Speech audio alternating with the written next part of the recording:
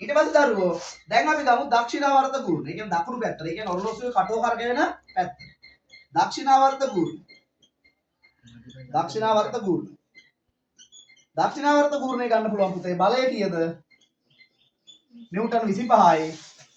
අචල ලක්ෂයේ සිට බලයේ ක්‍රියා රේඛාවට තියෙන ලම්බ දුර මීටර 5යි. එතකොට පුතේ 25ව 5ක් කීයද? 125. එහෙනම් නිව්ටන් මීටර කීයද? 125. ඊට පස්සේ දරුවෝ අපි ගන්නවා සම්පයුක්ත ගුණ. සම්පයුක්ත ගුණ. සම්පයුක්ත ගුණය ගන්නකොට පුතේ දක්ෂිණාවර්ත ගුණය ධන ගුණයක් විදිහට සලකනවා. වාමාවර්ත ගුණ ඍණ ගුණයක් විදිහට සලකනවා. ඇයි දිශා දෙකක් මේවා දෛශික. හරි එක දිශාවක් ධන කියලා සැලකුවොත් ඊට ප්‍රතිවිරුද්ධ දිශාව අපිට සලකන්න වෙන්නේ අනිවාර්යයෙන් කවුරු කියලාද? ඍණ කියලා. පැහැදිලිද? එතකොට පුතේ 125න් 100ක් ගියොත් කීයද දරුවෝ?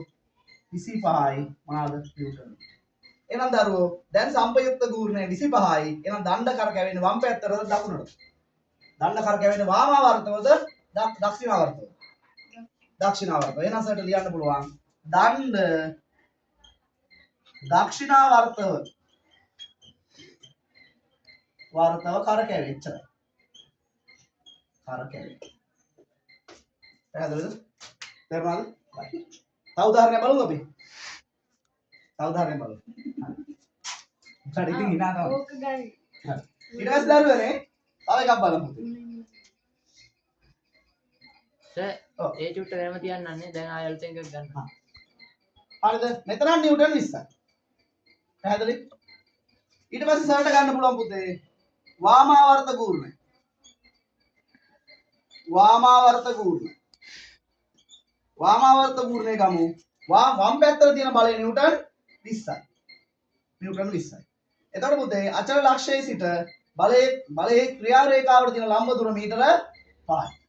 එතකොට පුතේ 20ව 5ක් කියන්නේ 100යි. එහෙනම් නිව්ටන් මීටර කීයද? 100. ඒ කියන්නේ වාමාවර්ත ගුණය නිව්ටන් මීටර 100. ඊට පස්සේ දරුවනේ සර්ට ගන්න පුළුවන් දක්ෂිණාවර්ත ගුණය. දකුණු පැත්තට තියෙන බලය. දක්ෂිණාවර්ත ගුණය. දක්ෂිණාවර්ත ගුණය ගමු. දකුණු පැත්තට තියෙන බලය නිව්ටන් කීයද? නිව්ටන් 20යි. දකුණු පැත්තට තියෙන බලය නිව්ටන් 20යි. හරිද? අචල ලක්ෂයේ සිට බලයේ ක්‍රියා රේඛාවට තියෙන ලම්බ දුර මීටර කීයද? 5යි. එහෙනම් පුතේ 20ව 5ක් කීයද? 100යි. නිව්ටන් මීටර 100. දැන් පුතේ සම්පයුක්ත ගුණය ගන්න පුළුවන් සර්ට.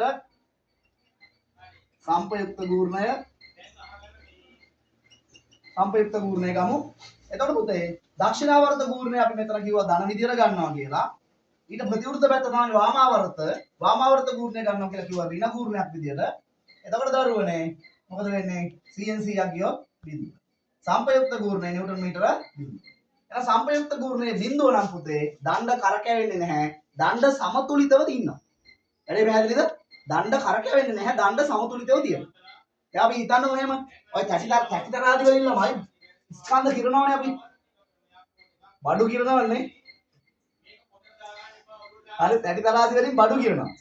එතකොට මේ තැටිතරාදියේ තියෙන පුතේ ගූර්ණ මූලධර්ම. බල ගූර්ණ මූලධර්මයේ තියෙන්නේ.